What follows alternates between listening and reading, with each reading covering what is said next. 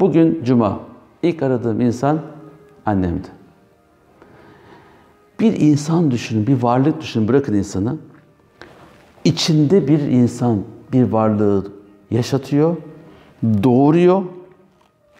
Ondan sonra da hayatı boyunca canı pahasına onu koruyor. Ya bu nasıl bir şeydir ya? Karnında, içinde büyütüyor, doğuruyor, canı pahasına onu yaşatmak için uğraşıyor. Onun için Allah cennet anaların ayakları altındadır diyor.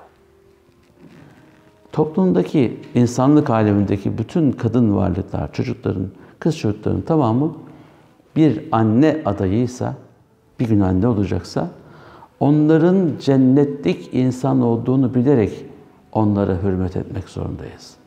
O zaman cinayet kalır mı? Sevemedik ki, sevdiremedik ki, hürmet edemedik ki. Peygamberimiz tam böyle bir zamanda geldi Aleyhisselatü Vesselam. İnsanlar, kızları doğar doğmaz utanıp toprağa gömüp öldürüyorlardı. Diri diri toprağa gömen bir insanlığın içinden Peygamberimiz onları yukarı çıkardı. Hep mi böyleydi? O toplumun içerisinde Hazreti Hatice vardı. Peygamberin eşi oldu. Uluslararası ticaret yapan o dönemin holding sahibi Hazreti Hatice vardı. Onu da müşrik bir toplum yetiştirdi. Ama nasıl kadın? Kocasının başına güneş değiyor çölde diye o da gölgede oturmuyor. Avluda bekliyormuş. Muhammed'imin başına güneş vururken ben gölgede oturamam demiş. Hanginiz eşiniz fabrikada çalışıyor diye evde o çalıştığı saatte siz de çalıştınız, hiç durmadınız? Çok merak etmişler peygamberi. Mekke'de anlatmadan dönmem. Ümre'ye gelen arkadaşlarınız bilir. Peygamberimizin evini orayı gösterirken Aleyhisselatü Vesselam Mekkeli kadından merak etmiş, ya bu Muhammed'de ne var ya bu Hatice aldı bunu. Mekke'nin en zengin kadını, en güzel kadını. Herkes evlenme teklif ediyor.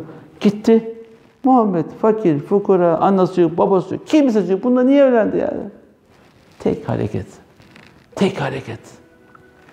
O zaman evler böyle 3 katlı, 5 katlı değil ki.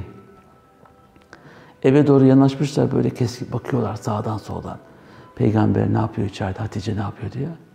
Peygamberimiz mübarek eline süpürgeyi almış, evi süpürüyor. Eşiniz hiç evi süpürdü mü? Hani Müslümandık? Hani ne oldu? Ne oldu? Kaç defa sofrayı kurarken yardım ettik? Kaç defa yemeği biz hazırladık? Erkekler biliyor mu acaba? Çocuğu emzirdiği için erkek eşine para ödemek zorunda. Çocuk var mı abi sizde? Para ödedin mi hanıma süt emzirdiği için? Yok. Bu da sünnet. O kadar hakkaniyetli bir dinin mensuplarıyız ama dinin güzelliklerinden haberdar değiliz. Olmayınca yaşayamıyorsun, yaşayamayınca anlayamıyorsun, anlayamayınca başka şeylere heves ediyorsun, niye böyle oluyor diye. Kadının, çocukların hakkı çok yüksektir. İslam çocuklara ve kadınlara o kadar değer verir ki, hakları gasp olmasın diye Kur'an ayetlerini tek tek yazılmıştır. Zaman aşımı var mı? Zaman aşımı yok. Haklar tahsil edilmeye mahkumdur. Geçmişte olan hakkı da tahsil etmek için bir hoca var, tanıyorum ben. Çağırırsanız bir çaya bütün tahsilatı yaptırır. Nikah tazelenir. Mehir tahsilat yapamadıysa o yaptırılır. Siz mehrinizi aldınız mı? Yok. Bak hemen eşine sorsam şimdi diyecek ki o kadar çok şey aldım ki hocam mehir ne ki diyecek. Bu şeye benziyor. Devlete 30 lira vergi borcunuz var ama vergi rekortmenisiniz aynı zamanda. Ya o 30 lirayı ödemediğin sürece vergi rekortmeni de olsan rezil bir adamsın. O 30 lira da aynı, 30 milyar dolar da TL de aynı, fark etmiyor. İyiliğini istiyorsanız eşlerinizin o gün size vaat edilen 3 altın, 5 altın neyse onu bir alın. Ondan sonra konuşun. Ya da hocam biz bunu update edelim, güncelleştirelim derseniz ben o işler değilimdir. İşletme master'da yaptığım için hesaplama iyi yaparım.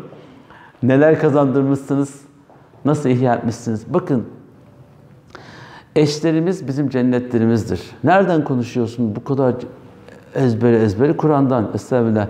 وَمِنْ آيَاتِهِ اَنْ خَلَقَ لَكُمْ مِنْ أَنْفُسِكُمْ اَزْوَاجًا. Allah'ın sizin cinslerinizden size eşler yaratması onun mucizelerindendir. Niçin? لِتَسْكُنُوا اِلَيْهَا. Onunla huzur bulmanız için. İnsanın huzur bulduğu yer neresi olur? Cennet olur. Anne niye cennet ayaklarının altında? Hep anne diyoruz. Ne diyoruz? Ağlarsa anam ağlar. Gayrisi yalan ağlar. Hep ana diyoruz ya. Demiyor musun? Hala anam deyip koşuyorsun peşine. Anam ya. Olmayan annemize sarılıyoruz. Vefat eden annemize. Ah anam diyoruz. Ah. Yokluğu bile bize bir teselli. Eşimiz de aynı şekilde. وَجَعَلَ بَيْنَكُمْ مَوَدَّةً وَرَحْمَةً. Ve diyor aranızdaki sevgiyi, muhabbeti, acıma duygusunu vermesi de diyor onun mucizelerinden bir tanesidir. Düşünürseniz, tefekkür ederseniz bunu anlarsınız. Hepiniz cennet vesilesisiniz. Erkekler bunun farkında değiller.